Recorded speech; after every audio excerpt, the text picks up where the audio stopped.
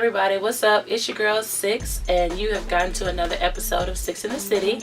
Now, if you're an avid watcher of music television, the way I am, you would know our next guest from being on a little show called Making the Band. We are here with D.Woods. What's up, D.Woods? Hey. I love the music. I loved everything about it. So, what made you audition? What made you audition for the show?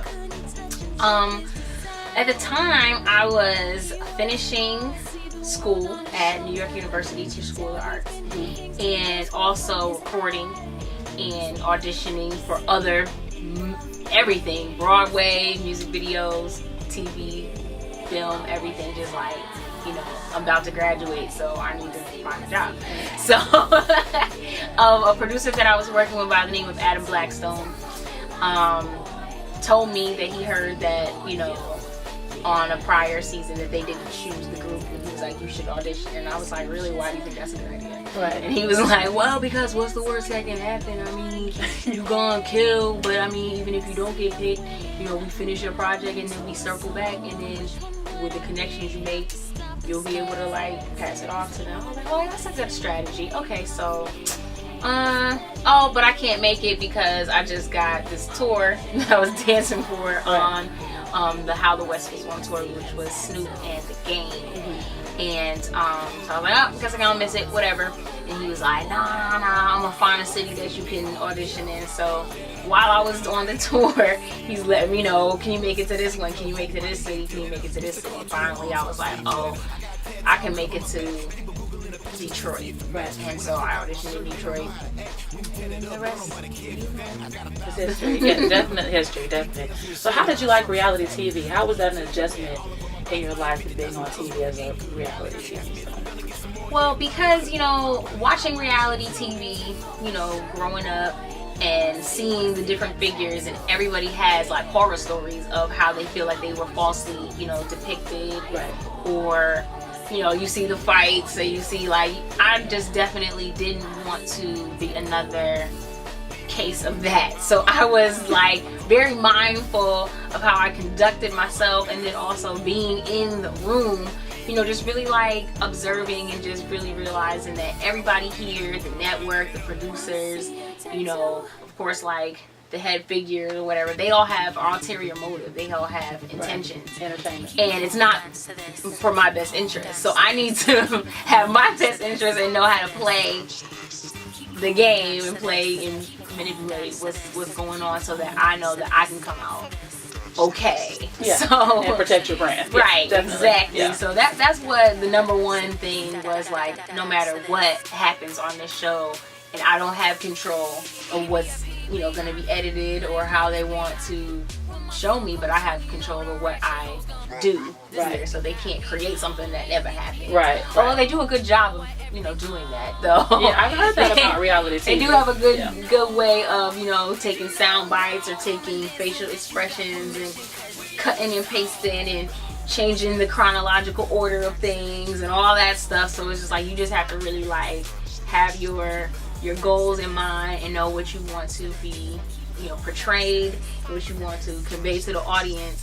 And my main thing was, I'm here to show my talent. No matter what happens here, they're gonna see that I am a singer, a dancer, and that I'm an actress, and that I am serious about having a career in this. I don't know if the career is gonna be here or is it gonna be somewhere else, but we will be having a career. Right. And nothing is going to stop that. And it won't be in the boxing ring. It's going to be on the stage. Right. I got you. Right. So everything from particular things that I would say, or books that I would read, even though I know they're not into really showcasing literacy.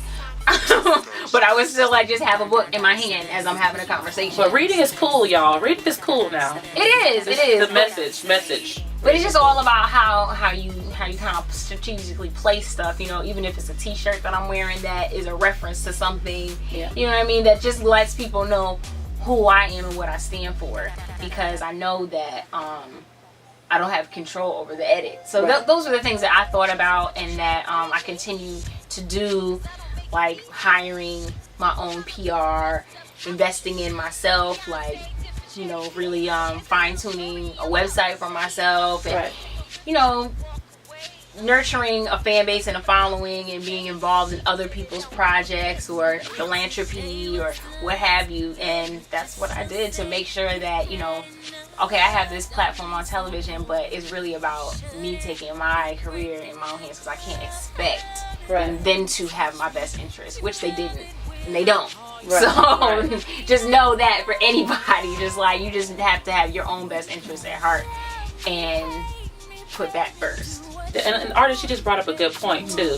You know, I see a lot of artists, we're in the club, we're throwing money, we're with the strippers, which is cool. It's fine. Hey, I'm a strip club DJ. Come to the club. However, you also want to invest in yourself. So if no one's buying you a video, you might want to, you know, she just brought up a really good lesson for all the artists watching, all the producers watching. I see a lot of artists looking for someone to put them on, and they want the label to do everything for them. And you can go that route, but it's probably going to be a little harder until you take the love and the investment and put it into your own situation. That's why D.Woods is still sitting here and still relevant after Diddy, which a lot of other artists who we will not name left and were not relevant, because if you wait on someone to do it out for you, it might get done, it might not get done. If you want it done, you should probably do it yourself. Lesson. So, knowing what you know about reality TV, would you do it again? I would, but of course I would definitely be in a different position. Yeah. And that's why I haven't done it yet, because that opportunity or those circumstances haven't, you know, presented themselves.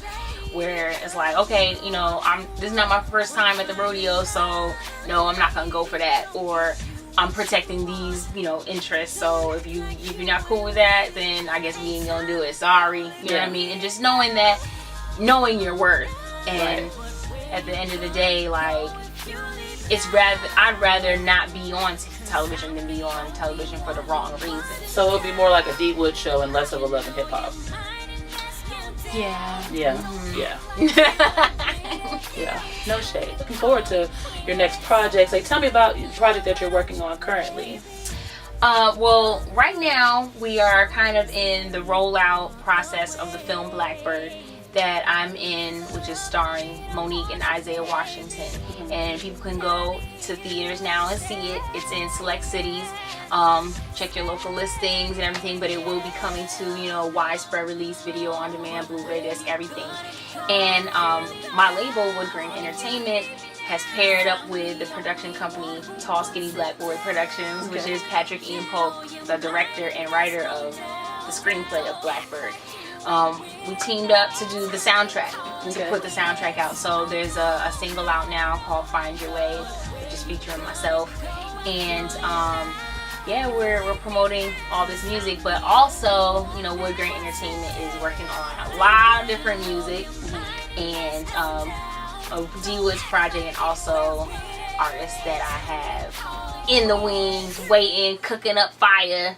So I want to introduce you to one of the artists. Okay. Yes. Who we have right here in the center is a young man by the name of Lloyd Musa, who I've been good friends with for a long time, but we decided we were going to go ahead and be business partners in this music thing and bringing some really innovative, creative sounds to your eardrums. So tell them about yourself, Lloyd. So listen, it's Lloyd Musa. And my parents are from Sierra Leone, West Africa. So I'm the first one out of my family born here in the States. Okay. So what I bring to the industry is I'm working on kind of a fusion between African music and what we know stateside, what we're comfortable listening to stateside.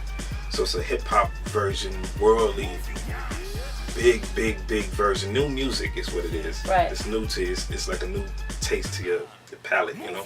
No, I think we're at a time in music where we're ready for the new stuff. We're ready for something new.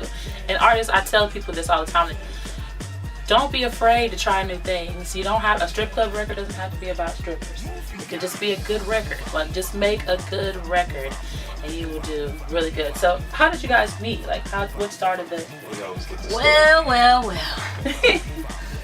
I don't even know when we first met. Because there's so many, like, cross paths and mutual friends and...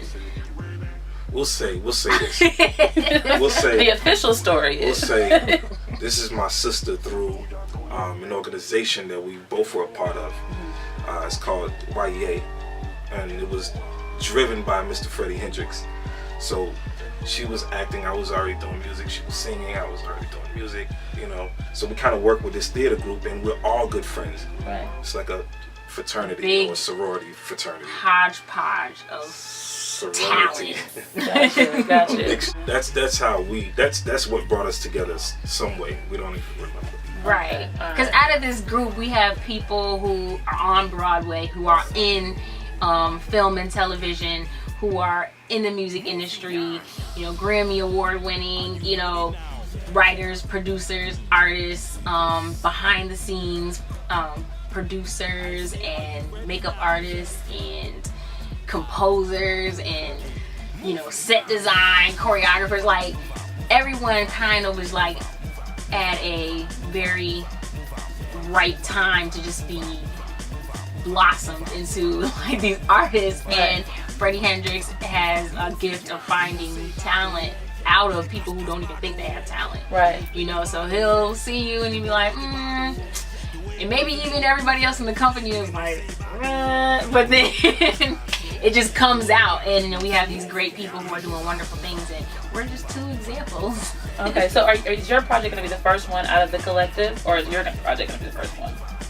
Well, it's kind of like my project, but he's definitely featured on it. Okay. Right now, everyone can check out my EP, The Gray Area, which is out, and he has both a feature record and a record he produced on it. Okay. So, you know, I'm just finding ways to really like interlock so that it's a seamless transition and people will just be ready to hear his project.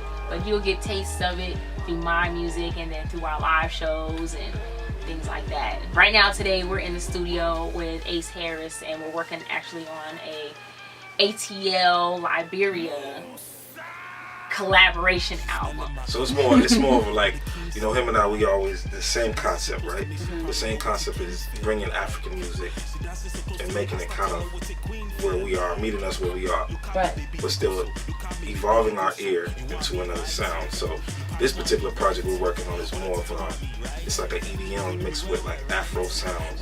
Gotcha. You know, so it's very up-tempo, upbeat, and it's very moving. Him and I worked on a song together called Yansh, which is a EDM African mixture of sounds again. And, you know, this is what we're doing. We're just introducing everybody to our sound, you know, and I'm just introducing everybody to my character and who I am as a person, you know, so it's just like, we're just going there, we're pushing it. Right.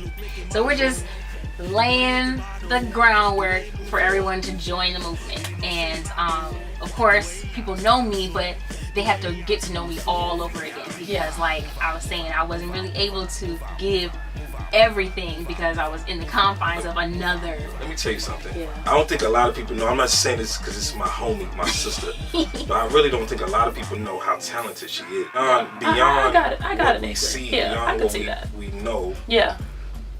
And I think now is a good time for what she's doing, because now it's not only showing how talented she is, but you know, they say you are who you're in company with. Right. So now she's going to be exposing everybody to not only who she is, but you know, the different people that's around us, you know. Right. Definitely. And I mean, just talented beyond just music, though.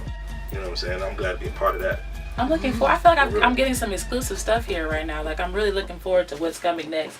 So you got to help our viewers out, man. Tell them where to find you. Tell them what your social media is. I want everybody to run and go follow, because they got some exciting stuff coming. Well, it's Lloyd Musa, at Lloyd Musa, LLOYD Musa. Yes, I am the grandson of Mansa Musa. It is true. All If you don't know who social that is, Google it. Please use your Googles. It helps so much. So you can make sure you follow. And D.Woods, tell them what yours is. Yes, your girl D.Woods, YA girl D.Woods on everything, Instagram, Twitter, Facebook. Also, the official website is missdwoods.com. That's where you can hear the records with Lloyd Musa, and then also other records of mine. You can see the trailer to Blackbird if you haven't seen it yet, or you want to get a little taste of what the movie is about, and you can see it there. And then, of course, their calendar dates of where you can find me when I'm in your city. Okay. And a lot of other exciting things that will be coming throughout the summer, and we got a lot of good things. We've been in the lab. Yeah, We've been underground. I heard. I had to work the schedule a little bit to get in. Had to work it a little bit. I think D.Woods is a great example of someone who, takes it into their own hands and takes the master of their own universe, and that'll take you far. It really will. You heard it on 6 in the City.